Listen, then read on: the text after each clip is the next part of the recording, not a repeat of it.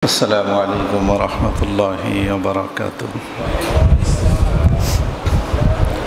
إن الحمد لله نحمده ونستعينه ونستغفره ونؤمن به ونتوكل عليه ونعوذ بالله من شرور أنفسنا ومن سيئات أعمالنا من يهده الله فلا مضل له ومن يضلله فلا هادي له ونشهد أن لا إله إلا الله وحده لا شريك له ونشهد أن سيدنا وسندنا وحبيبنا وطبيبنا ومولانا محمدا عبده ورسوله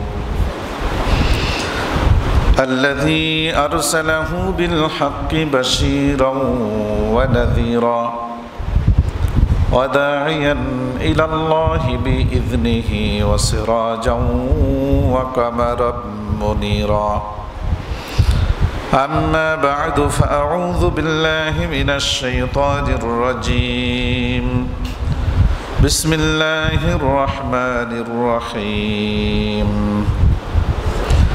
أجعلتم سقاية الحاج وعمارة المسجد الحرام كمن آمن بالله واليوم الآخر وجاهد في سبيل الله لا يستوون عند الله والله لا يهدي القوم الظالمين الذين آمنوا وهاجروا وجاهدوا في سبيل الله بأموالهم وأنفسهم أعظم درجة عند الله وأولئك هم الفائزون. وقال رسول الله صلى الله عليه وسلم يوشك الأمم أن تداعى عليكم كما تداعى الآكلة إلى قصعتها فقال قائل يا رسول الله ومن قلة نحن يومئذ قال بل أنتم يومئذ كثير ولكنكم غثاء كغثاء السيل ولا ينزعن الله من صدور عدوكم المهابة منكم ولا يقذفن الله في قلوبكم الوهن قيل وما الوهن يا رسول الله قال حب الدنيا وكراهية الموت أو كما قال النبي عليه الصلاة والسلام. سبحانك لا علم لنا إلا ما علمتنا إنك أنت العليم الحكيم. صدق الله العلي العظيم وصدق رسوله النبي الأمي الكريم ونحن على ذلك لمن الشاهدين والشاكرين والحمد لله رب العالمين. আলহামদুলিল্লাহ, মহান রব্বুল আলামিনের দরবারে লক্ষ কোটি শুকুর, যিনি আমাদেরকে জুমার নামাজ আদায় করার লক্ষ্যে আবু যর গেফারি জামে মসজিদে সমবেত হওয়ার আশার এবং বাসার তৌফিক দান করেছে, এজন্য শুকরিয়া আদায় করছি আলহামদুলিল্লাহ। আমি আপনাদের খেদমতে পবিত্র কোরআনুল কারীমের সূরা আত-তাওবা এই সূরার 19 নম্বর আয়াত থেকে পাঠ করেছি। আল্লাহ রাব্বুল আলামিন যদি তৌফিক দান করেন, অত্যন্ত অল্প সময়ে কিছু কথা জুমার আগ মুহূর্ত পর্যন্ত আমরা ধারাবাহিক কয়েকটা আয়াত থেকে আলোচনা করব। আল্লাহ আমাদের তৌফিক দান করুক। আয়াতগুলোর পাশাপাশি একটা হাদিস আবু দাউদ শরীফের 4297 নম্বর হাদিস, আবু দাউদ শরীফের 4297 নম্বর হাদিস আমি আপনাদের খেদমতে পাঠ করেছি। আগে চলুন আমরা হাদিসটা শুনি যে নবীজি এই হাদিসের মধ্যে কি বলেছে। রাসূল করিম সাল্লাল্লাহু আলাইহি সাল্লাম বলেন, ইউশিকুল উমামু আন তাদা আলাইকুম কামা তাদা আল আকিলাতু ইলা কিসাতিহা। অতি সত্বর আমি দুনিয়ার থেকে চলে যাওয়ার পরে একটা সময় এমন আসবে পৃথিবীর সকল ধর্মের মানুষ, মুসলিম বাদে, কারা বাদে? ইসলাম এবং মুসলমানরা বাদ দিয়ে পৃথিবীর অন্য সকল ধর্মের মানুষ সবাই সম্মিলিতভাবে একটি জোট তৈরি করবে। কি তৈরি করবে? জোট। বাংলাদেশে দেখেন হিন্দু, বৌদ্ধ, খ্রিস্টান, মুসলমান, চারটি ধর্ম প্রধান, চার ধর্মের মানুষ। মুসলমান বাদ দিয়ে বাকি তিন ধর্মের মানুষের একটা জোট আছে না নাই? আচ্ছা। এরপরে আন্তর্জাতিক অঙ্গনে দৃষ্টি করলে ন্যাটো নামে একটা সংগঠন, আপনারা নাম শুনে থাকার কথা, ন্যাটো, পশ্চিমাদের সামরিক জোট। এই পশ্চিমাদের সামরিক জোটে বর্তমান খুব সম্ভব 30টি দেশ আছে, খুব সম্ভব। আল্লাহ তৌফিক দিলে আমরা আগামী জুমায়েজের পরবর্তী, আজকের আলোচনার পরবর্তী আলোচনা করব। সেই আলোচনার মধ্যে আসবে যে মুসলমানদের সাথে একটা বিশ্বযুদ্ধ যে সংগঠিত হবে, ওই বিশ্বযুদ্ধে এই ন্যাটো বাহিনীর নাম তো নবীজি হাদিসে বলে নাই, এটা বলার দরকারও না। তো নবীজি বলছেন তাদের সম্মিলিত জোটের মধ্যে 80টি রাষ্ট্র থাকবে এবং 80টি রাষ্ট্রের পতাকা নিয়ে তারা মুসলমানদের বিরুদ্ধে যুদ্ধে অবতরণ করবে এবং প্রত্যেকটা দেশ থেকে 12,000 সৈনিক আসবে এক একটা পতাকার তলে। তা 80টা দেশের যদি 80টা পতাকা থাকে, প্রত্যেক পতাকার তলে 12,000 সৈনিক থাকে, তাহলে কত সৈনিক হবে? এরা সব, এই জোট যে হবে এটা কাদের বিরুদ্ধে বলেন তো? মুসলমানের বিরুদ্ধে হবে, মুসলমানের বিরুদ্ধে। এবং সেই যুদ্ধের জন্য তারা সৈন্য কোথায় অবতরণ করবে, কোথায় নামবে, কোন জায়গায় যুদ্ধ সংগঠিত হবে, আল্লাহ তৌফিক দিলে আমরা আগামী সপ্তাহে এটার বিস্তারিত আলোচনা করব। আমি যেটা বলতেছিলাম আজকে, আবু দাউদ শরীফের এই হাদিসে নবীজি বলেন মুসলমানদের বিরুদ্ধে সকল ধর্মের মানুষ মিলে সম্মিলিতভাবে তারা জোটবদ্ধ হবে। জোটবদ্ধ কেন? আনতাদা আলাইকুম কামা তাদাল আকিলাতু ইলা কিসাতিহা। তারা এই জোটবদ্ধ হইয়া তাদের মূল টার্গেট হলো মুসলমানদেরকে ধ্বংস করা। মুসলমানদের কি করা? তারা একে অন্যকে এভাবে ডাকবে, নবীজি বলেন যেরকম তোমরা খাবার খেতে বসলে যদি আশপাশে দু একজন মানুষ থাকে, খাবারের পরিমাণ বেশি থাকে, তাহলে তোমরা ডাকো যে ভাই আসেন, একসাথে বসে খাবারগুলো কি করি, খেয়ে নেই। নবীজি বলেন দস্তরখানে যেরকম তোমরা একে অপরকে ডাকাডাকি করো। আর সাহাবায়ে কেরামের তো এটা বিশেষ বৈশিষ্ট্য ছিল, আশপাশে কোনো মানুষ থাকলে, মেহমান থাকলে তারা তাকে না ডেকে কি করতেন না, খাবার খেতেন না। এই খাবারে ডাকা, শরিক করা অন্যকে, এটা সাহাবায়ে কেরামের একটা বিশেষ বৈশিষ্ট্য ছিল। এই জন্য তাদের সামনে নবী যে উদাহরণটা দিয়েছেন, তোমরা যেরকম খাবার খেতে বসলে অন্য ব্যক্তিদেরকে খুব গুরুত্বের সাথে ডেকে খাবারে শরিক করাও, ওই যে জোট মুসলমানদের বিরুদ্ধে, তারা এরকম অন্য অন্য রাষ্ট্রের নেতাদেরকে ডাকবে ওইভাবে যেভাবে তোমরা খাবার খাওয়ার জন্য একে অন্যকে ডাকো, যা আসেন সবাই মিলে এদেরকে কি করি, ধ্বংস করি, এভাবে। তো এই যে জোটের সূচনা, ন্যাটো বলেন, অন্য যা কিছু বলেন, এটা অসম্ভব না যে পরবর্তীতে এটার পরবর্তী ভার্সন এবং সর্বশেষ চূড়ান্ত পর্যায়ে যে যুদ্ধ হবে, বিশ্বযুদ্ধ, সে বিশ্বযুদ্ধের সময় তাদের এই জোটের মধ্যে তাদের সদস্য সংখ্যা বাড়তে বাড়তে 80 পর্যন্ত যাবে, এটা অসম্ভব নয়। নবী সাল্লাল্লাহু আলাইহি ওয়াসাল্লাম এটা ভবিষ্যৎবাণী করেছেন। তো রাসূল করিম সাল্লাল্লাহু আলাইহি ওয়াসাল্লামের এই যে ভবিষ্যৎবাণী উনি যেটা করলেন, এটার বাস্তবায়ন কি শুরু হচ্ছে না পৃথিবীতে? মিডল স্টেট, যেটাকে মুসলমানদের রাজধানী বলা হয়, সারা দুনিয়ার মধ্যে ইসলামের সূচনা হয়েছে কোথায়? মিডল স্টেটে, পৃথিবীর মাঝখানে। মাঝখানে আল্লাহ পৃথিবীর একেবারে মিডল, সেখানে নবী প্রেরণ করছে। বিশেষ করে আখিরি জামানার নবী মুহাম্মদ রাসূলুল্লাহ সাল্লাল্লাহু আলাইহি ওয়াসাল্লাম, উনি ওখানে আসছেন। অন্য অন্য সকল নবী, ম্যাক্সিমাম নবী মিডল স্টেটে আসছে। মাঝখানে আসার একটা কারণ আছে। একটা পুকুরে, একটা পুকুর চেনেন না আপনারা? পুকুরের মাঝখানে যদি একটা ঢিল ছাড়েন, এর একটা ঢেউ সমান্তরালভাবে চতুর্দিকে অল্প সময়ের ভিতর পৌঁছে যায়। এক পাশে লাড়াচাড়া দিলে আর এক পাশে পৌঁছতে কি লাগে? বেশি সময় লাগে। আর মাঝখানে লাড়াচাড়া দিলে সমানভাবেই একই সময়ের মধ্যে কাছাকাছি সময়ের ভিতরে সব জায়গায় পৌঁছে যায়। তো এই জন্য আল্লাহ তাআলা দুনিয়ার মাঝখানে নবী রসুল পাঠাইছেন এজন্য যে ওনাদের আদর্শটা যাতে পৃথিবীর সকল মানুষের কাছে কাছাকাছি সময়ের মধ্যে পৌঁছে যায়। ইসলাম যাতে, তাওহীদ যাতে, একাত্মবাদ গোটা দুনিয়ার সকল মানুষের কাছে কাছাকাছি সময় কি হয়ে যায়? পৌঁছে যায়। এজন্য মাঝখানে পাঠিয়েছেন। এবং পৃথিবীর চালিকা শক্তি যেটাকে বলা হয় খনিজ সম্পদ পৃথিবীর, এই যে ইউরেনিয়াম বলেন, আপনি তেল বলেন, গ্যাস বলেন, ইথুরিয়াম নাকি আছে এটা বলেন, আরও যা যা দামি জিনিস আছে, এই দামি জিনিসের হেডকোয়ার্টার আল্লাহ এই মুসলমানদের দেশগুলোর তলদেশে আল্লাহ দান করছে। 2010 সালে আমেরিকার প্রতিরক্ষা বিভাগ পেন্টাগনে একটা বৈঠক করেছে। সে বৈঠকের মধ্যে তারা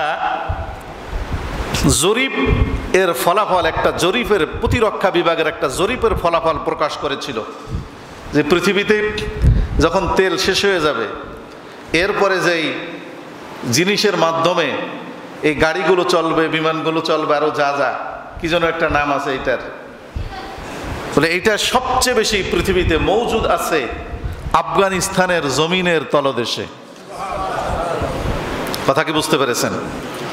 এই জন্য কেন এই দেশগুলো মিডিল স্টেট, কেন এই বিধর্মীদের, ইসলামের দুশ্মনদের টার্গেট কেন, এটার বিষয়ে আমাদের সচেতনতা দরকার আছে না নাই?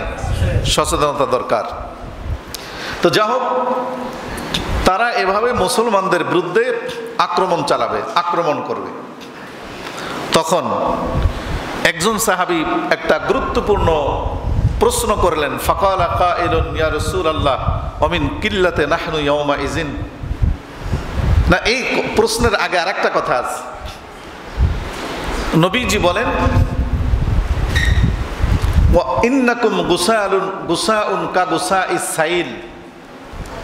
ওই তাদের সম্মিলিত প্রচেষ্টা এবং সম্মিলিত যে অভিযান, আক্রমণের মোকাবেলায় তোমরা দাঁড়িয়ে থাকতে পারবে না, স্থির থাকতে পারবে না।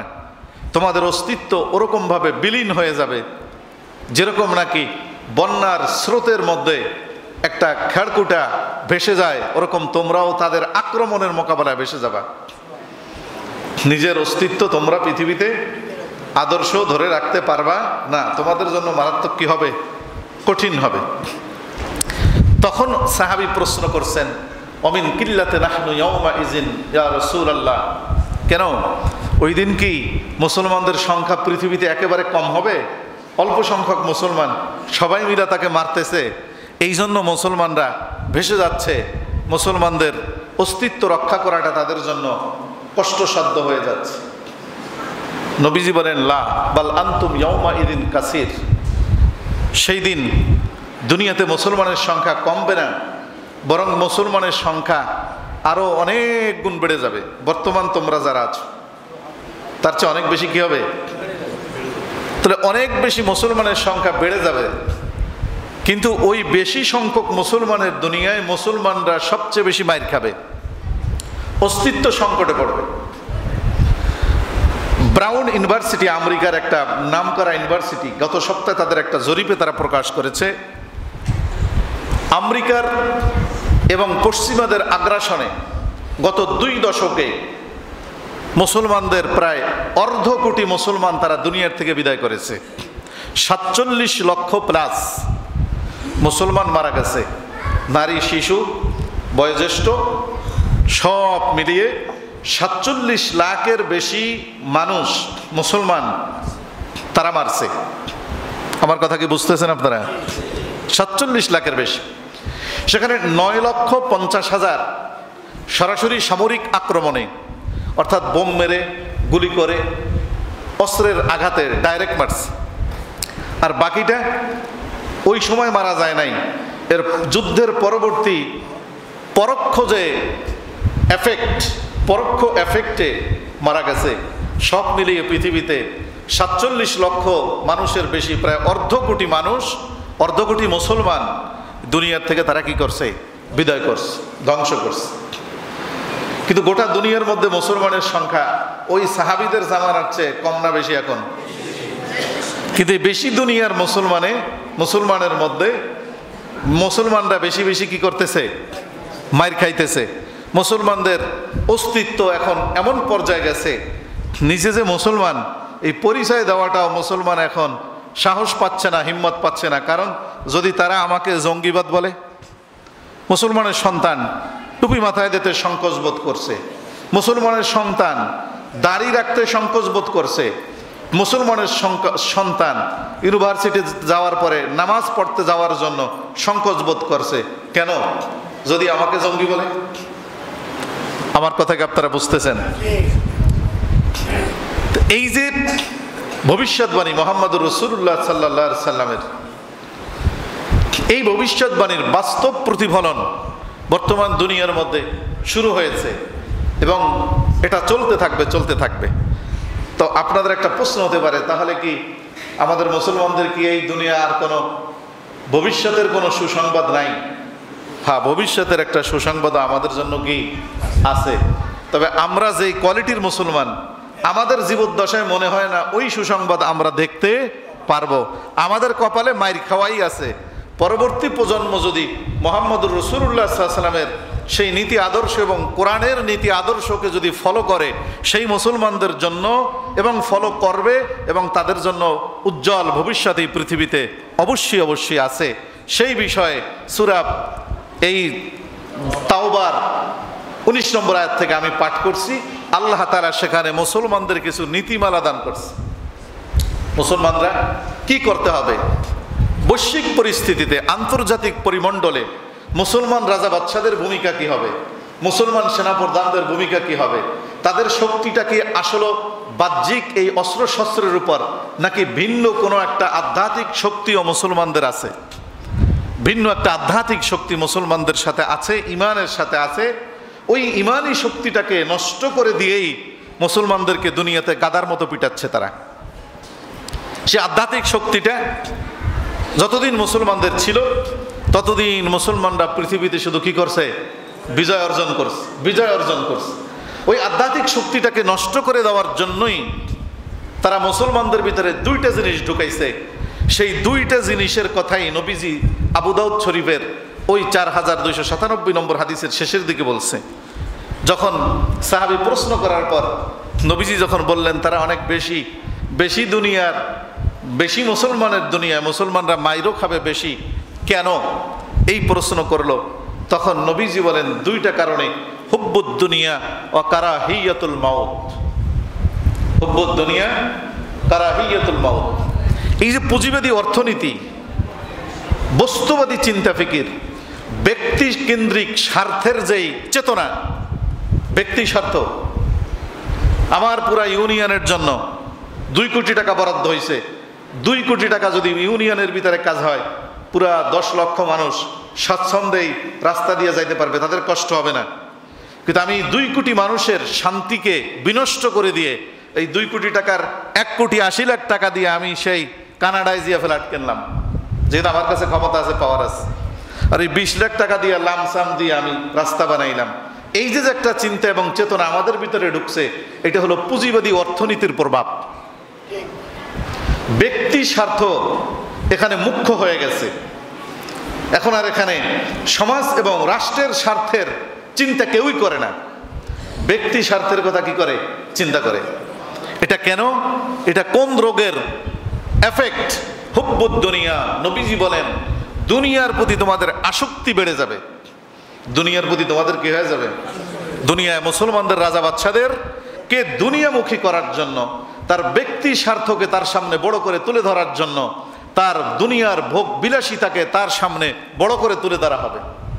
মুসলমান রাজা বাদশারা সামগ্রিক উম্মার কল্যাণকে বাদ দিয়ে রাষ্ট্রীয় চিন্তা এবং চেতনাকে পরিহার করে নিজের ব্যক্তি স্বার্থের জন্য, যে আমি ঠিক আছে 5 বছর ক্ষমতায় থাকবো, 10 বছর আমি চান্স পাবো, এই 10 বছরে এই জাতিগোষ্ঠীর কপালে কি হয় হোক ওটা দেখার দরকার নাই, এই 10 বছরে আমার 100 বছরের প্রজন্মকে আমি উন্নত জীবনযাপনের জন্য আমি পশ্চিমা দেশে বাড়ি গাড়ি করি, সেখানে বেগমপাড়ায় বাড়ি বানাই। এই চিন্তা মুসলমান রাজা বাচ্চা এবং শাসকদের ভিতরে তারা ঢুকায় দিচ্ছে। এটা হলো হুব্বুদ দুনিয়া। নবীজি বলেন এই যে মুসলমানরা যে মার খাচ্ছে এর প্রথম কারণ হবে দুনিয়ার মুসলমান রাজা বাচ্চারা, মুসলমানদেরকে যারা লিড দিবে তাদের মধ্যে প্রথম যে রোগটা জন্মগ্রহণ করবে সেটা হলো দুনিয়ার প্রতি আসক্তি, দুনিয়ার প্রতি বিলাসিতাপূর্ণ মনোভাব তাদের ভিতরে তৈরি হবে। হযরত ওমর ফারুক রাদিয়াল্লাহু তাআলা আনহুর জামানায় ইসলামী খেলাফতের সবচেয়ে বেশি বিস্তৃতি লাভ করেছে, আপনারা জানেন। ওনার দরবারে একজন ওনার প্রাদেশিক গভর্নর ওনার দরবারে একটা হালুয়া নিয়ে আসছে, হালুয়া পাঠাইছে। হালুয়া, হালুয়া তো বুঝেন, খুব দামি, ভালো মানসম্মত। ওনার এক গভর্নর পাঠাইছে, মদিনায় যাচ্ছ, খলিফাতুল মুসলিমিনের জন্য এটা নিয়ে যাও। তো খলিফাতুল মুসলিমিনকে আইসা হাদিয়া দিছে, স্যার এটা ভিতরে কি? বলে অনেক দামি একটা হালুয়া।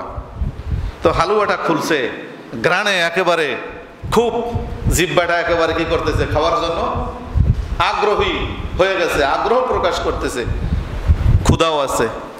কিন্তু আমিরুল মুমিনিন ওমর ইবনুল খাত্তাব রাদিয়াল্লাহু তাআলা আনহু তাকে প্রশ্ন করছে, আয়াকুলুন নাস কুল্লুহুম ফি বিলাদিক, তোমার যেই অঞ্চলগুলো আছে, রাষ্ট্রগুলো আছে, যে অঞ্চলকে তুমি শাসন করছো, তোমাদেরকে আমি দায়িত্ব দিছি, ওই অঞ্চলের সর্বসাধারণ কি এই হালুয়াটা প্রতিনিয়ত খেতে পারে? বুঝতেছেন আপনারা, কথা বুঝতেছেন? তুমি যেই দেশের চেয়ারম্যান, মেম্বার, মন্ত্রী, মিনিস্টার, তুমি যেই দেশের প্রাদেশিক রাষ্ট্রপ্রধান, যেই প্রদেশের দায়িত্ব তোমাকে দেওয়া হয়েছে, তোমার দেশের সাধারণ জনগণকে এই হালুয়াটা প্রতিনিয়ত সকালবেলা ঘুম থেকে উঠে খেতে পারে? তখন তিনি বলছেন, না সেটা তো পারে না, কারণ এই খাবারটা তো যারা ধনিক শ্রেণী, ধনী টাইপের মানুষ তারা খায়। তখন হযরত ওমর বলছে, ওই খাবার মুসলমানদের খলিফা খেতে পারে না, যেই খাবার সাধারণ মুসলমানদের কপালে জুটে না। প্যাকেট আটকাও, আমার সামনে থেকে খাবার সরায় নাও। এই খাবার তো সেই দিন আমার জন্য হালাল হবে, সেই দিন আমার জন্য বৈধ হবে যেই দিন আমার রাজ্যের প্রত্যেকটা নাগরিক এই খাবার খাওয়ার সামর্থ্য রাখবে। ইসলামী খেলাফতকে কেন ভালো লাগে না? ইসলামী রাষ্ট্র ব্যবস্থা কেন পছন্দ হয় না? এই যে চুরি ডাকাতি এবং ব্যক্তি কেন্দ্রিক যেই ভোগ বিলাসিতা সম্পূর্ণরূপে বন্ধ হয়ে যাবে। তখন আর মন্ত্রী হওয়ার পিছনে কোনো স্বাদ থাকবে না, মজা থাকবে না। বাবার জমি বিক্রি করে জনগণের প্রয়োজন পুরা করার মানসিকতা লাগবে। ওই মানসিকতা যাদের নাই তারা আর ওই লাইনে আটবে না। এই জন্য বিদর্মীরা এটা শিখাইছে মুসলিম রাজা বাচ্চাদের যে ওইটার ভিতরে তো তোমাদের জন্য বিপদ, ভোগ বিলাসিতা নাই, নারী আর মদ নিয়ে রাত কাটাতে পারবে না দামি দামি হোটেলের মধ্যে, এগুলা সব কি করে দাও, এই জন্য বাদ দিয়ে দাও। রাষ্ট্রের সাথে ইসলামের কোনো সম্পর্ক নেই, কাটছাট। কথা কি বুঝতেছেন? এর মূল মাকসাদ কি? তোরা এই কাজ করলে তোদেরকে মায়ের দাও আমাদের জন্য সহজ হবে। কারণ ইসলাম থেকে যখন তুমি বিচ্ছিন্ন হবা তখন আল্লাহর সাথে তোমার আর সম্পর্ক থাকবে না, তখন তোমাকে মারতে কি হবে? সুবিধা হবে। এজন্যই এই রাস্তায় তারা হাঁটছে। 2 নম্বর হলো কি? ওয়াকারাহিয়াতুল মাউত। প্রচন্ড পরিমাণে মুসলিম রাজা বাচ্চাদের ভিতরে, সৈনিকদের ভিতরে, সাধারণ মুসলমানদের ভিতরে মৃত্যুর ভয় ঢুকায়া দিবে। কি ঢুকায়া দিবে? মৃত্যুকে তারা খুব ভয় পাবে। কিন্তু আপনারা কি মুসলমানদের ইতিহাস জানেন যে মুসলমানরা মৃত্যুকে ভয় করে নাই? যতদিন পর্যন্ত মুসলমানরা মৃত্যুকে ভয় করে নাই, কারণ মৃত্যু হলো তার সাথে মোলাকাতের মাধ্যম। আপনি যতই ভয় করেন মৃত্যুর হাত থেকে পৃথিবীতে আপনি বাঁচতে পারবেন তো? 41 বছর রাজত্ব করলে, 100 বছর রাজত্ব পাইলে, 1000 বছর রাজত্ব পাইলে মৃত্যুর হাত থেকে বাঁচা যাবে? মৃত্যুর হাত থেকে বাঁচা যাবে না। কিন্তু মৃত্যুর ভয় তাদের ভিতরে ঢুকায় দিচ্ছে। অথচ নবীজি কি বলেছিলেন? মুসলমানদের সেই স্বর্ণযুগের রাজা বাদশারা, ইসলামী খেলাফতের যারা দায়িত্ব পালন করছিলেন, সেই সময়কার মুসলিম সৈনিকরা কোন চেতনার উপর উদ্বুদ্ধ হয়ে তারা মৃত্যুকে আলিঙ্গন করতেন। একটা হাদিস, তিরমিজি শরীফের হাদিস, 2309 নম্বর হাদিস, নবীজি বলেন, ক্বালা রাসূলুল্লাহ সাল্লাল্লাহু আলাইহি ওয়াসাল্লাম মান আহাব্বা লিকা আল্লাহি আহাব্বাল্লাহু লিকাআহু ওয়া মান কারিহা লিকা আল্লাহ কারিহাল্লাহু লিকাআহু। নবীজি বলেন, যেই ব্যক্তি আল্লাহর সাথে সাক্ষাতের আশা রাখে, আল্লাহর সাথে আমার সাক্ষাৎ হবে, মোলাকাত হবে, আমি আমার রবের সান্নিধ্যে যাব, এই আশা এবং আকাঙ্ক্ষা যেই ব্যক্তি রাখে, আল্লাহ তাআলাও তার সাথে দেখা করার আশা রাখে। ওয়ামান কারিহা লিকা আল্লাহ কারিহাল্লাহু লিকাআহু। যারা মৃত্যুকে অপছন্দ করে, আল্লাহর সাথে মোলাকাতকে ভয় পায়, অপছন্দ করে, আমার যাতে মরণ না হয়, আল্লাহর সাথে যেন আমার সাক্ষাৎ না হয়, আমি যেন দাঁড়াইতে না হয়, আল্লাহ তাআলা ওই ব্যক্তির সাক্ষাৎকে অপছন্দ করে। আল্লাহ বলে ওর সাক্ষাৎ আমার সাথে হবে না। তাহলে এই যে আল্লাহর সাথে মোলাকাত, এই মোলাকাতের চিন্তা সাহাবায়ে কেরামের মৃত্যুর ভয়কে কি করছে, হটায়া দিছে। কেন? আল্লাহর সাথে তাদের একটা মহব্বত ছিল। ওই মহব্বতের জায়গাটা যখন নষ্ট হয়ে যায়, তখন মুসলমান আর আধ্যাত্মিক পাওয়ারের দিক থেকে সে দুর্বল হয়ে যায়। আধ্যাত্মিক পাওয়ার এটা কি জিনিস, এবং এই পৃথিবীতে আধ্যাত্মিক পাওয়ারের বলেই মুসলিম সেনাপতিরা কোন কোন অঞ্চলগুলো বিজয় করতে সক্ষম হয়েছিল। সামরিক শক্তির দিক থেকে তারা দুর্বল হওয়া সত্ত্বেও আল্লাহ তৌফিক দিলে আমরা এই আলোচনার ধারাবাহিক আগামী জুমা হয়তো আলোচনা করবো ইনশাআল্লাহ। এখন দেখবেন সারা দুনিয়ায় মিডিয়া একটা কাজ করে, মিডিয়া, কারণ আমাদের যারা মিডিয়া আছে, মুসলমানদের সংবাদ মাধ্যমগুলো আছে, তারাও তো এইগুলা বুঝে না, তাদের সাথেও তো কোরআনের সম্পর্ক নাই, আধ্যাত্মিকতার সম্পর্ক নাই। এই জন্য তারা কি করে, কোনো এক দেশের সাথে যদি উত্তেজনা শুরু হয়, তারা একটা সামরিক অস্ত্রশস্ত্র কোন দেশের সামরিক শক্তির উপর একটা জরিপ করে। অমুক দেশের ড্রোন আছে 2 লাখ, আমাদের দেশের আছে মাত্র 300টা। অমুক দেশের যুদ্ধ বিমান আছে 2000, আমাদের আছে মাত্র মুসলমানদের রাষ্ট্রের আছে 10টা। এভাবে একটা জরিপ চালাইয়া মুসলিম সেনাদের অন্তরের ভিতরে একটা দুর্বলতা ঢুকাইয়া দেয় যে সামরিক শক্তিতে তোমরা একেবারে দুর্বল, তাদের সাথে তোমরা পারবা না। অথচ তারা জানে না যে মুসলমানদের বিজয় এই পৃথিবীতে সামরিক অস্ত্রের বলে আসে নাই। এটা কোরআন সাক্ষী। আজকে আমাদের সেই আয়াতের মধ্যে আসবে, দেখবেন আল্লাহ কি বলবেন। আল্লাহ তাআলা বলবেন ওই আয়াতের মধ্যে যে আমি যে তোমাদেরকে পৃথিবীতে বিভিন্ন জায়গায় বিজয় দিয়েছি, এটা শুধুমাত্র তোমাদের বাহ্যিক সৈনিকদের শক্তির বলে না, তোমাদের পাশাপাশি আমি এমন একটা বাহিনী তোমাদেরকে যুদ্ধক্ষেত্রে নামায় দিয়েছি যাদেরকে তোমরা দেখো না, যাদেরকে তোমরা দেখো না। এই জন্য চলেন আন্তর্জাতিক পর্যায়ে মুসলিমদের যারা লিড দিবে, মুসলমানদের যারা নেতৃস্থানীয় ব্যক্তি হবে, শাসকবর্গ হবে, তাদের সাথে তাদের চিন্তা চেতনার মধ্যে কি থাকতে হবে, বিধর্মীদের সাথে আন্ডারস্ট্যান্ডিংটা কেমন হবে, তাদের সাথে পারস্পরিক বোঝাপড়াটা কেমন হবে, ইত্যাদি বিষয়ে আল্লাহ তাআলা মৌলিক কিছু নীতিমালা সেখানে আমাদের মুসলমানদের জন্য সূরা তাওবার কত নম্বর আয়াত থেকে, 19 নম্বর আয়াত থেকে দিস। আমি কোরআন শরীফ নিয়ে আসছি মেম্বারে আপনাদের জন্য আজকে। কেন আনছি জানেন? দীর্ঘ 17-18 বছর যাবত একটা নেরেটিভ তৈরি করা হয়েছিল যে আমরা যদি এই মেম্বারে যদি কোরআনের আয়াতের অনুবাদও করি, কিন্তু সেই জায়গায় যদি যুদ্ধ থাকে ওরা বলে এটা জঙ্গিবাদ। কি বলে? জঙ্গিবাদ। অথচ পৃথিবীর ইতিহাস, এই যে রিসেন্টলি 2টা সামরিক আক্রমণ আপনারা দেখলেন, একটা হইল ইসরায়েল এবং ইরান, আর একটা হইল ইন্ডিয়া এবং পাকিস্তান। আপনারা বলেন তো এই যুদ্ধ 2টার ভিতরে, মানে এই আক্রমণের মধ্যে আগ্রাসী যে মনোভাব থেকে প্রথম আক্রমণটা হয়েছিল নাকি বিধর্মীদের রাষ্ট্র থেকে হয়েছিল? পাকিস্তান এবং ইন্ডিয়ার মধ্যে যে আক্রমণটা হলো, প্রথম আক্রমণ রাতের আধারে কারা করছিল? অপারেশন সিঁদুর। এই কথাগুলো আমরা বললে ওই যে ইহুদি খ্রিস্টানদের যে দালালগুলো আছে, এই মসজিদও আসে, তারা তাদের কাছে ভালো লাগে না যে হুজুর আপনাদের এই কথাগুলো বলার দরকার কি, ওটা আমাদের নিয়ন্ত্রণে ছেড়ে দেন, আপনাদেরকে তো নারী আর মদ দিয়ে ওরা কি করে ফেলাইছে, কুপকাত করে ফেলছে, আপনারা তো তাদের বিরুদ্ধে জীবনেও কথা বলতে পারবেন না, আপনারা তাদেরকে বন্ধু ঘোষণা করছেন। আর কোরআন তো বলছে তাদেরকে বন্ধু ঘোষণা করলে তোদের কপালে বিপদ, মার খাওয়া লাগবে। একটা রাষ্ট্রের সাথে আর একটা রাষ্ট্রের কূটনৈতিক সম্পর্ক যেটা, সেখানে বন্ধুত্ব কোনো শব্দ নাই, এটা ভুল।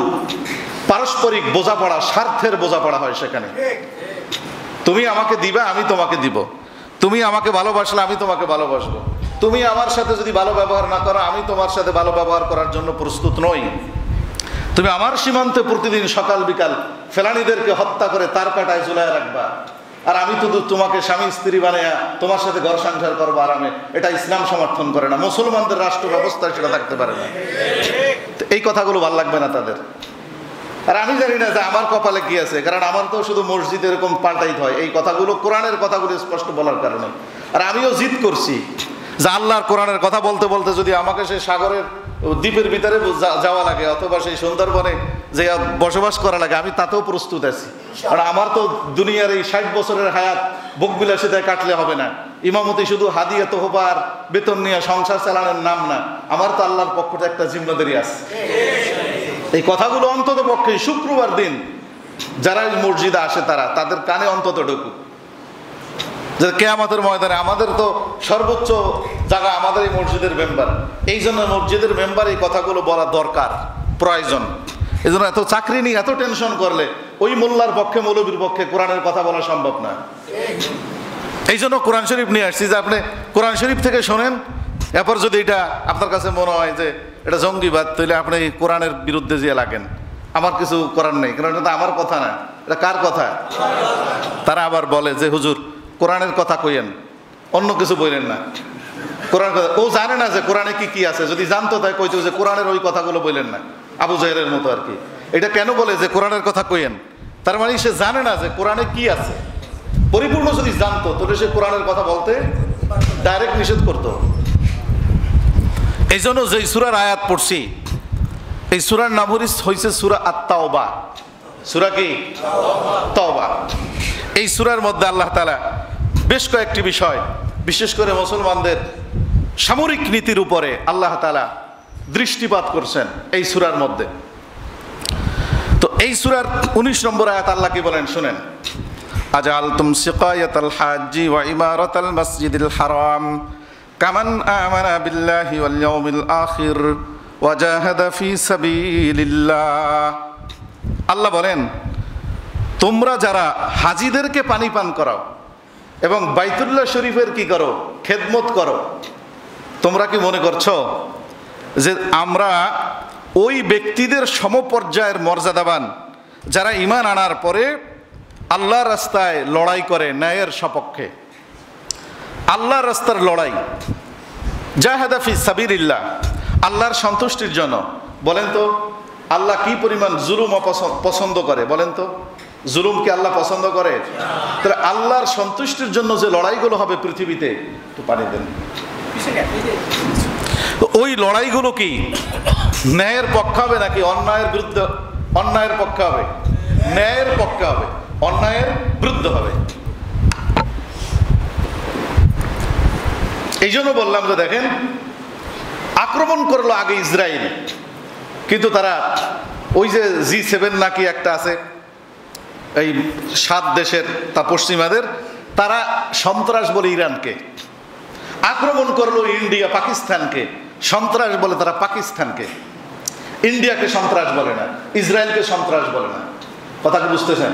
অতএব এই পশ্চিমা বুদ্ধিজীবী যারা আছে আমাদের এই দেশের ভিতরে, বড় বড় কথা বলে, পশ্চিমাদের ভাষায় কথা বলে, এরাই হলো এই দেশের মুসলমানদের, এই দেশের জনগণের সার্বভৌমত্বের জন্য সবচেয়ে বড় দুশ্মন। এখন বলেন এই কথাগুলো আমি যদি মেম্বার বলি, এরা আমাকে কি ভালোবাসবে নাকি আমার বিরুদ্ধে যাবে? তারা আমার বিরুদ্ধেই যাবে, এটাই স্বাভাবিক, এটাই বাস্তবতা। তো আল্লাহ বলেন যে তোমরা কি মনে করছো যারা আল্লাহর রাস্তায় লড়াই করে ন্যায়ের সপক্ষে, তোমরা হাজিদেরকে পানি পান করাইয়া এবং বাইতুল্লাহ শরীফের খেদমত কইরা তোমরা তাদের সমপর্যায়ের সওয়াব এবং মর্যাদা পাবা?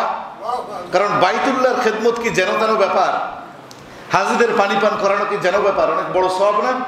আল্লাহ বলেন যতই সওয়াব হোক, যারা সশস্ত্রভাবে আল্লাহর রাস্তায় এই পৃথিবীতে অন্যায় এবং জুলুমের বিরুদ্ধে লড়াইয়ের জন্য প্রস্তুত হয়, তাদের সমকক্ষ তোমরা হতে পারবা না। কেন? লা ইয়াস্তাবুনা ইনদাল্লাহ, এই দুই দল কশিনকালেও আল্লাহর নিকট এক সমান হতে পারে না। আল্লাহু লা ইয়াহদিল কওমাজ জালিমিন, আর যারা জালিম তারা তাদের লক্ষ্য স্থলে পৌঁছতে পারে না। আল্লাহ তাদেরকে কি করে না? তাদের মঞ্জিলে মাকসাদে পৌঁছায় না। আল্লাযীনা আমানু ওয়া হাজারু ওয়া জাহাদু ফি সাবিলিল্লাহি বিআমওয়ালিহিম ওয়া আনফুসিহিম, নিশ্চয়ই যারা ঈমান আনয়ন করেছে ওয়াহাজারু এবং ইমানের হেফাজতের জন্য প্রয়োজনে হিজরত করেছে। ইমান বাঁচানোর জন্য প্রয়োজনে কি করছে? দেশ ত্যাগ করছে। আমাদেরকে এখন বোঝানো হয়, বলা হয় সবার ঊর্ধ্বে দেশ, সবার ঊর্ধ্বে ইমান। মুসলমান এই কথা কখনোই বলে নাই, কারণ আমার ইমান যদি এখানে সেফ না হয় আমি এই দেশ ত্যাগ করার জন্য আমি প্রস্তুত থাকব।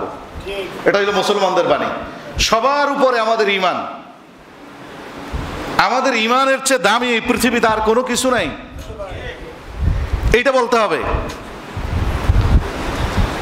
এরপরে কি? বিআমওয়ালিহিম ওয়া আনফুসিহিম, যারা হিজরত করেছে ইমানের হেফাজতের জন্য, ওয়াজাহাদু ফি সাবিলিল্লাহ, এবং আল্লাহর রাস্তায় জিহাদ করেছে। বিআমওয়ালিহিম ওয়া আনফুসিহিম, নিজেদের মাল এবং জানের বিনিময়, জান এবং মালের বিনিময় আল্লাহর রাস্তায় তারা লড়াই করেছে দিনকে প্রতিষ্ঠা করার জন্য। মুসলমানদের স্বাধীনতার সার্বভৌমিত্ব, মুসলমানদের ইজ্জত, আত্মমর্যাদাকে সমুন্নত রাখার জন্য পৃথিবীতে যারা লড়াই করেছে। আযামু দারাজাতান ইনদাল্লাহ, আল্লাহ বলেন তাদের মর্যাদা আমি আল্লাহর নিকটে সবচেয়ে বেশি। ওই মুজাহিদদের মর্যাদা আমি আল্লাহর নিকটে অনেক বেশি, সবচেয়ে বেশি। ওয়া উলাইকা হুমুল ফাইজুন, এবং তারাই হলো এই পৃথিবীতে সফল জাতি, সফল সৈনিক। সুবহানাল্লাহ। আল্লাহর রাস্তায় যারা লড়াই করবে তারা হলো সফল মানুষ এই পৃথিবীতে। তারা সফল, তারা সম্মানী, সবচেয়ে বেশি সম্মানী এবং মর্যাদা সম্পন্ন। ইউবাশশিরুহুম রাব্বুহুম বিরহমাতিম মিনহু ওয়া রিদওয়ানু ওয়া জান্নাতিল লাহুম ফিহা নাঈমুম মুকিম। 21 নম্বর আয়াত আল্লাহ বলেন ইউবাশশিরুহুম রাব্বুহুম, তাদের রব তাদের জন্য সুসংবাদ দিচ্ছে। সুবহানাল্লাহ। যারা আল্লাহর রাস্তায় লড়াই করে তারা জঙ্গি নয়, তারা হলো আল্লাহর রাস্তার যোদ্ধা এবং সম্মানিত মুজাহিদ। দেশের জন্য লড়াই করে বীরুত্তম হয়ে গেল, মর্যাদার প্রতীক পাইল, আর মুসলিম উম্মার জন্য লড়াই করার কারণে তারা জঙ্গিবাদ হইল। গোটা দুনিয়ার মানুষ যদি জঙ্গিবাদ বলতেও পারে, কিন্তু ইজ্জত দেওয়ার মালিককে। এখন আর কেউ জঙ্গিবাদ বলে না। আফগানিস্তানের মুজাহিদদের এখন আর জঙ্গিবাদ বলে না। ওয়ারিদওয়ানু ওয়া জান্নাতিল লাহুম ফিহা নাঈমুম মুকিম, আল্লাহ বলেন তাদের জন্য সুসংবাদ। 1 নম্বর সুসংবাদ হলো বিরহমাতিম মিনহু, আল্লাহ তারা যতদিন পৃথিবীতে আছে ওই জাতির উপরে অনাবরত রহমত নাযিল করবে। ওয়ারিদওয়ান, এবং আল্লাহর সন্তুষ্টি তাদের সাথে থাকবে। 3 নম্বর ওয়া জান্নাতিল লাহুম ফিহা নাঈমুম মুকিম, আর অনন্ত সীমকালের জীবনে তাদের জন্য জান্নাত অবধারিত রয়েছে। খালিদিনা ফিহা আবাদা, 22 নম্বর আয়াত। খালিদিনা ফিহা আবাদা, ওই চিরস্থায়ী জান্নাতে ভোগ বিলাসিতার জায়গায় তারা চিরদিন থাকবে, অনন্ত সীমকালের জন্য থাকবে। ইহুদি খ্রিস্টানরা তোমাদেরকে হানি ট্যাপ দিয়ে 2-3 ঘন্টার জন্য সুন্দরী মেয়ে সরবরাহ করে মুসলিম উম্মাকে ধ্বংস করছে। আল্লাহ বলেন ওইটা বাদ দিয়া জান্নাতি হুরদের দিকে তাকায় মুসলিম উম্মার পক্ষে কথা বলো। যদি বিজাতিদের ফাঁসির মঞ্চেও যেতে হয়, দুনিয়ায়ও ইজ্জতের এবং সম্মানের মর্যাদা আল্লাহ তোমাকে দিবে। আখিরাতে অনন্ত সীমকালের জন্য জান্নাত তোমার জন্য অবধারিত থাকবে। জান্নাত অবধারিত থাকবে। ইন্নাল্লাহা ইনদাহু আজরুন আযীম, এবং নিশ্চয়ই আল্লাহর কাছে তাদের জন্য রয়েছে সবচেয়ে বড় প্রতিদান এবং মহা পুরস্কার। কাদের জন্য? যারা আল্লাহর রাস্তায় লড়াই করে, মুসলিম উম্মার স্বাধীনতার সার্বভৌমত্ব এবং আত্মমর্যাদার উপরে উদ্বুদ্ধ হয়ে যারা লড়াই করে। এই জন্যই পশ্চিমাদের শিখানো বলি, এটাকে ভুলে যেতে হবে। জিহাদ ফি সাবিলিল্লাহ, এটা অন্যায়ের বিরুদ্ধে প্রতিরোধ গড়ে তোলার এক চেতনার নাম। মুসলিম যুবকরা এই শব্দ বলতে ভয় পায়, শব্দ বলে না, কারণ এটা ওদের, এটা মিডিয়া সন্ত্রাস, ওদের সাংস্কৃতিক আগ্রাসন। মিডিয়ার মাধ্যমে আগ্রাসন চালাইছে মুসলমানদের উপর, যে মুসলমানদের মুখ দিয়া কোনোদিন জিহাদ ফি সাবিলিল্লাহ এটা বেরোইতে পারবে না, এটা বন্ধ করে দাও। আর তারা লক্ষ লক্ষ, এই যে বললাম বয়ানের শুরুতে, 1/2 কোটি মানুষ তারা হত্যা করছে পৃথিবীতে। সর্বপ্রথম পারমাণবিক অস্ত্রের অবৈধ ব্যবহার করছে পশ্চিমা দেশ আমেরিকা। সর্বপ্রথম এই মানব বিধ্বংসী অস্ত্র তৈরি করছে তারা।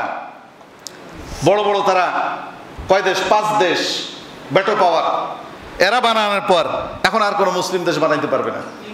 তাদের নীতিতে নীতিবান হইতে হবে। কোরআনের থিওরি তোমাদের মানার দরকার নেই। আমরা যেটা বানাবো জাতিসংঘ, ভিয়েনা কনভেনশন, অমক তমক, এইটা সেইটা, এগুলাকে তোমরা ফলো করো, মানো। মুসলিম রাজা বাচ্চারা এখন ওই তাদের নীতি ফলো করা মানেই হলো, তাদের আদর্শ ফলো করার মানেই হলো প্রকার অন্তরে তাদের গোলামি করা, তাদের পাচাটা। এর বিনিময় কি? মুসলিম উম্মার ভাগ্যের কোনো পরিবর্তন হবে না। এর বিনিময় হলো ব্যক্তিগত জীবনে সাময়িক সময়ের জন্য তোমার ভোগ বিলাসিতার সামগ্রী তারা সরবরাহ করবে, কিন্তু জীবনের কোনো পর্যায়ে যদি তুমি তাদের বিরুদ্ধে রুখে দাঁড়ানোর চিন্তা করো, আত্মমর্যাদায় যদি তোমার লাগে কোনো এক পর্যায়ে গিয়া তোমার অবস্থা ওই সাদ্দামের মতো হবে, তোমার অবস্থা গাদ্দাফির মতো হবে।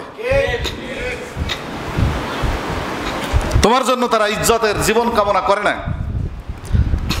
এরপরের আয়াত আল্লাহ বলেন সূরা তাওবার 23 নম্বর আয়াত, ইয়া আইয়ুহাল্লাযীনা আমানু লা তাত্তাখিযু আবাআকুম ওয়া ইখওয়ানাকুম আউলিয়া আন ইস্তাহাব্বুল কুফরা আলাল ঈমান ওয়া মান ইয়াতাওয়াল্লাহুম মিনকুম ফাউলাইকা হুমুজ জালিমুন।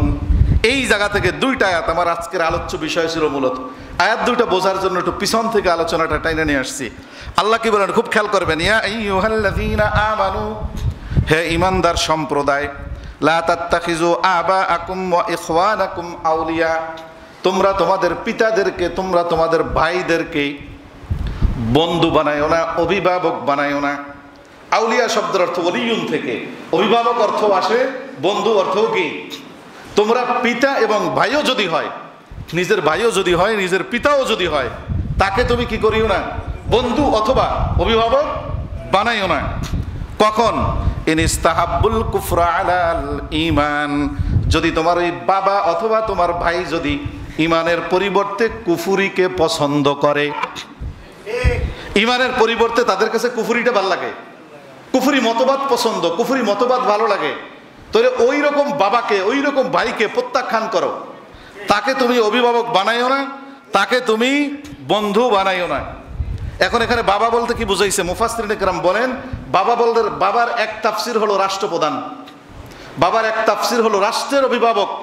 তোমরা তাদেরকে বানাইও না মুসলমানরা যারা ইমানের চেয়ে কুফরিকে বেশি পছন্দ করে।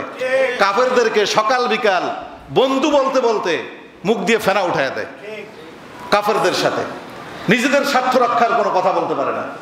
তাদেরকে তোমরা যদি বানাও তাহলে তোমাদের কপালে মুসিবত আছে না নাই? আমি বানাইয়া বলতেছি কথাগুলা। বাড়ি যাবেন সবাই, বাড়ি যাইয়া জুমার পরে কোরআন শরীফ খুলবেন, বাংলা অনুবাদ খুলবেন, সূরা আত-তাওবা, এরপরে 19 নম্বর আয়াত থেকে দেখবেন যে ইমাম সাহেবের কথাগুলো ঠিক আছে কিনা। কিন্তু তারা এটা পছন্দ করে না যে ইমাম সাহেবরা, আলেম সাহেবরা, ওলামা ইকরাম, হুজুররা এই কোরআনের নীতিমালার আলোকে রাষ্ট্রনীতি, পররাষ্ট্রনীতি, প্রতিরক্ষা নীতি, সমাজনীতি এগুলোর উপরে কথা বলুক। ওরা এটা চায় না। কেন? জনগণকে অন্ধকারের ভিতরে রাখা, তাদের মাথার উপরে বড় লবণ দিয়ে বড়ই খাওয়া যায়, খুব ভালো। মানুষ সচেতন হয়ে গেলে এদেরকে তো মানবে না। এই জন্য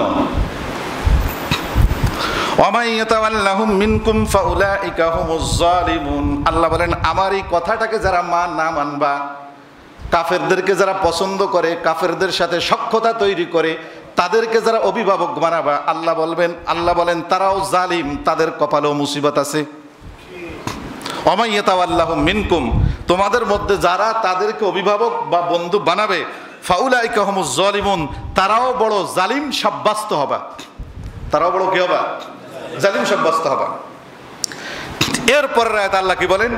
কুল ইন কানা আবাউকুম ওয়া আবনাউকুম ওয়া ইখওয়ানুকুম ওয়া আজওয়াজুকুম ওয়া আশীরাতুকুম ওয়া আমওয়ালুন ইকতারাফতুমুহা ওয়া তিজারাতুন তাখশাউনা কাসাদাহা ওয়া মাসাকিনু তারদাউনাহা আহাব্বা ইলাইকুম মিনাল্লাহি ওয়া রাসূলিহি ওয়া জিহাদিন ফি সাবিলিহি ফাতারাব্বাসু হাত্তা ইয়াতিয়াল্লাহু বিআমরি। আল্লাহ বলেন শোনো হে নবী, কুল, তুমি তোমার উম্মতদেরকে বলে দাও, কিয়ামত পর্যন্ত উম্মতে মুসলিমাকে তুমি জানায়া দাও, ইন কানা আবাউকুম, যদি তোমাদের পূর্বপুরুষ, পিতা দাদা এরা, ওয়া আবনাউকুম, অর্থাৎ তোমাদের আগের প্রজন্ম, ও আবনাউকুম মানে তোমাদের সন্তান সন্ততি, পরবর্তী প্রজন্ম, ও ইখওয়ানুকুম তোমাদের যারা ভাই ব্রাদার আছে, ও আজওয়াজুকুম তোমাদের যারা স্ত্রী আছে, ও আশিরতুকুম তোমাদের যারা আত্মীয় স্বজন আছে, ও আমওয়ালুন ইখতারাফতুমুহা এবং যেই সম্পদগুলো তোমরা সঞ্চয় করেছো, সম্পদগুলোকে জমা করেছো, সম্পদ আমরা জমা করছি না, সম্পদগুলো, ওয়াতিজারাতুন তাখশাউনা কাসাদাহা এবং যেই ব্যবসাটা খুব সুন্দর গ্রোথে আছে, রানিং আছে, ব্যবসাটা ধ্বংস হয়ে যায় কিনা সে আশঙ্কা তুমি করো, ওই রকম ব্যবসাটাও, ওয়ামাসাকিনু তারদাউনাহা এবং ওই ঘর বাড়ি যেটা দৃষ্টিনন্দন অ্যাপার্টমেন্ট বিল্ডিং যা তোমরা তৈরি করেছো, এই জিনিসগুলো যদি আহাব্বা ইলাইকুম তোমাদের কাছে বেশি প্রিয় হয়ে যায়, এই ব্যবসা, ধনসম্পদ, বাড়িঘর এবং এই আত্মীয় স্বজন যাদের কথা বলা হইল, এরা যদি তোমাদের কাছে আহাব্বা ইলাইকুম মিনাল্লাহি ওয়া রাসূলিহি আল্লাহ এবং আল্লাহর রসুল থেকে যদি তোমার কাছে এগুলোর দাম বেশি হয়, ওয়া জিহাদিন ফি সাবিলিহি আর আল্লাহর রাস্তায় লড়াই করা থেকেও যদি এইগুলো তোমার কাছে বেশি দামি হয়, খুব খেয়াল করবেন, তোমার কাছে যদি সন্তান সন্ততি, পিতা মাতা, ভাই ব্রাদার, আত্মীয় স্বজন, স্ত্রী এবং ঘর বাড়ি, টাকা পয়সা, ধনসম্পদ, ব্যবসা বাণিজ্য যা তোমার জীবনে আছে, এগুলো যদি তোমার কাছে আল্লাহ এবং আল্লাহর রসুল থেকে এবং আল্লাহর রসুলকে পৃথিবীতে সমুন্নত করার জন্য লড়াই করা থেকে যদি এগুলো তোমার কাছে প্রাধান্য পায়, বেশি প্রিয় হয়, তাহলে কি করবা তুমি? ফাতারাব্বাসু আল্লাহ বলে ও মুসলমানরা তাহলে প্রস্তুত থাকো, প্রস্তুত থাকো। ফাতারাব্বাসু হাত্তা ইয়াতিয়াল্লাহু বিআমরি তোমাদের জন্য আল্লাহর গজব আসা পর্যন্ত তোমরা অপেক্ষা করো। তোমাদের জন্য আল্লাহর গজব, সে গজবটা কি? গজবটাই হলো বিজাতির হাতে লাঞ্ছনা। তোমাদের গজব বিজাতির হাতে কি? লাঞ্ছনা, এটা গজব তোমাদের। হাত্তা ইয়াতিয়াল্লাহু বিআমরি ওয়াল্লাহু লা ইয়াহদিল কওমাল ফাসিকিন। আর এটা যদি তোমরা করো তাহলে তোমরা ফাসিকদের অন্তর্ভুক্ত হবা। আর ওই ফাসিক জাতিকে আল্লাহ কখনো সফলতার দ্বার প্রান্তে পৌঁছাতে দেন না। এই যে সফলতা আমরা পৌঁছতে পারি না কেন? কোরআন বলছে, কোরআন এই কারণে তোমাদের কাছে আল্লাহ রাস্তায় যুদ্ধ করার চেয়ে, লড়াই করার চেয়ে, আল্লাহ এবং আল্লাহ রসুলের ইজ্জত এবং সম্মানের চেয়ে তোমাদের জাতির পিতার মহব্বত তোমাদের দিলে বেশি। কেন? আল্লাহ আল্লাহ রসুলকে নিয়ে কটূক্তি করলে তার বিরুদ্ধে শাস্তির কোনো আইন নাই। তোমাদের জাতির পিতা একজন বানায়া তার বিরুদ্ধে কথা বললে 12 মাসের জেল, 13 বছর জেলে থাকে, তার কোনো জামিন নেই। তোমাদের কপালে এই জন্য মুসিবত, কারণ আল্লাহ এবং আল্লাহর রসুলের চেয়ে তোমাদের কাছে এইগুলা, দুনিয়ার এগুলা তোমাদের কাছে বেশি কি প্রিয়। শেষ করছি, সম্মানিত উপস্থিতি, বেয়াদবি মাফ করবেন। একটা আয়াত, লাকাদ নাসারাকুমুল্লাহু ফি মাওয়াতিনা কাসীরাতুন ওয়া ইয়াওমা হুনাইন। আল্লাহ বলেন, হে মুসলিম জাতি তোমরা স্মরণ করো, লাকাদ নাসারাকুমুল্লাহ ইতিপূর্বে পৃথিবীতে তোমাদের উপরে আল্লাহ অনেক সাহায্য করেছে। তোমাদের উপরে আল্লাহ অনেক কি করছে? ফি মাওয়াতিনা কাসীরা, অনেক জায়গায় সাহায্য করছে, অনেক জায়গায়, উহুদে, খন্দকে, বদরে, বিভিন্ন জায়গায় সাহায্য করেছে। ওয়া ইয়াওমা হুনাইন, বিশেষ করে হুনাইনের যুদ্ধে তোমাদেরকে আল্লাহ সাহায্য করেছিল। কেন? ইদ আজাবাতকুম কাসরাতুকুম ফালাম তুগনি আনকুম শাইআ। হুনাইনের যুদ্ধে, মক্কা বিজয়ের কয়েকদিন পরেই, তখন তোমাদের সংখ্যা ছিল অনেক বেশি। তোমরা এই সংখ্যা আধিক্যতার কারণে তোমরা খুশি হয়ে গেছো যে আমাদের আর ঠেকায় গে, আমরা এবার বিজয় হব, কারণ জনসংখ্যা আমাদের বেশি আছে। যুদ্ধের জন্য যা দরকার, সৈনিক বেশি দরকার, অস্ত্র বেশি দরকার, হুনাইনের যুদ্ধে তোমাদের সবচেয়ে বেশি ছিল। আর তোমরা এইটার উপরে, আল্লাহর উপরে ভরসা কমাই দিয়া অস্ত্র এবং জনশক্তির উপরে, সৈনিকদের উপরে তোমরা ভরসা করছো। তা আল্লাহ বলেন, এই ভরসা করার কারণে ফালাম তুগনি আনকুম শাইআ, ওই জনশক্তি, সৈনিক বাহিনী, অস্ত্র তোমাদের কোনো উপকার করতে পারে নাই। তোমরা কি করছিলা? ভাগছিলা, পিছনে ভাগছিলা। কাসরাতুকুম ফালাম তুগনি আনকুম শাইআ ওয়াযাকাত আলাইকুমুল আরদু বিমা রাহুবাত। তখন তোমরা দেখছো, আরে জমিন তো সংকীর্ণ হয়ে গেছে, অথচ জমিন অনেক প্রশস্ত। হুনাইনের যুদ্ধের ইতিহাস যারা জানেন, পড়ছেন, তারাই আয়াত বুঝবেন। এটা আয়াত বোঝার জন্য ইতিহাস লাগবে। অর্থাৎ মুসলমানরা ওই দিন অনেক বেশি আগ্রহের সাথে ময়দানে গেছে, মানে কেয়ার করে নাই, আরে ওরা কি করবে আমাদের, এত বিশাল জনশক্তি। কিন্তু ওই যুদ্ধে মুসলমানরা কি করছে? পরাজয় বরণ করছে প্রাথমিক অবস্থায়। সব বাইগা গেছে এখন, কারণ হুনাইনের যুদ্ধের সময় প্রতিপক্ষ ছিল মারাত্মক ধরনের তীরান্দাজ, তাদের তীরের মোকাবেলায় টিকে থাকতে পারে নাই।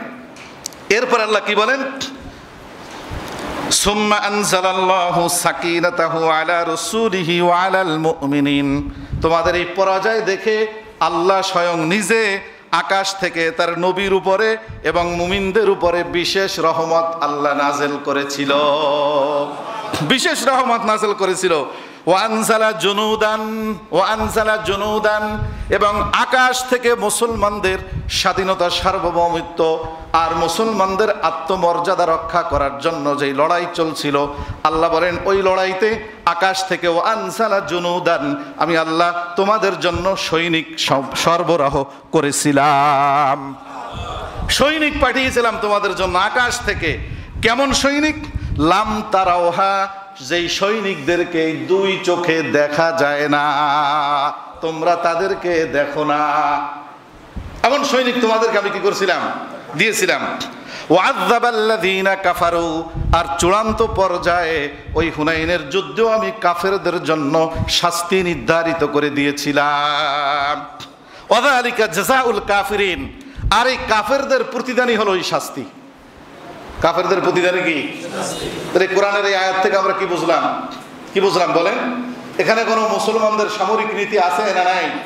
হ্যাঁ, এই কোরআনের দিকে আল্লাহর কসম, আল্লাহর কসম, আল্লাহর কসম, মুসলিম উম্মাহ এই পৃথিবীতে যদি মান সম্মান আর ইজ্জত আর স্বাধীনতা নিয়ে তাদেরকে সম্মান নিয়ে যদি জীবিত থাকতে হয় পৃথিবীতে, তাহলে মুসলিম উম্মাহকে ইহুদি খ্রিস্টানদের দালাল মুক্ত সমাজ গঠন করতে হবে, দেশ গঠন করতে হবে। এক নম্বর, কারণ ইরানের এই যে বড় বড় সামরিক অফিসারগুলো মারা গেল একমাত্র মোসাদের দালালের কারণে। অতএব বাংলাদেশে আমাদের উপর যে জুলুম নির্যাতন আর গোলামের জীবন আসতেছিল, এইগুলো হয়েছে ভিনদেশি যারা গোয়েন্দা সংস্থার এজেন্সির যারা কাজ করে এবং তাদের যারা দালাল, এটা সাংবাদিক আছে, বুদ্ধিজীবী আছে, প্রফেসর আছে, বহুত আছে, এমনকি আলেম ওলামাও থাকতে পারে, লেবাসদারি আলেমও আছে বাংলাদেশের ভিতরে। তাদের কারণে আমাদের গোলামের জিন্দেগি। আল্লাহ আমাদের শাসকদেরকে এই কোরআনের থিওরিগুলো বুঝে শুনে আমাদের ইজ্জতের জিন্দেগি দান করুক। সুবহানাকাল্লাহুম্মা বিহামদিকা আশহাদু আল্লা ইলাহা ইল্লা আনতা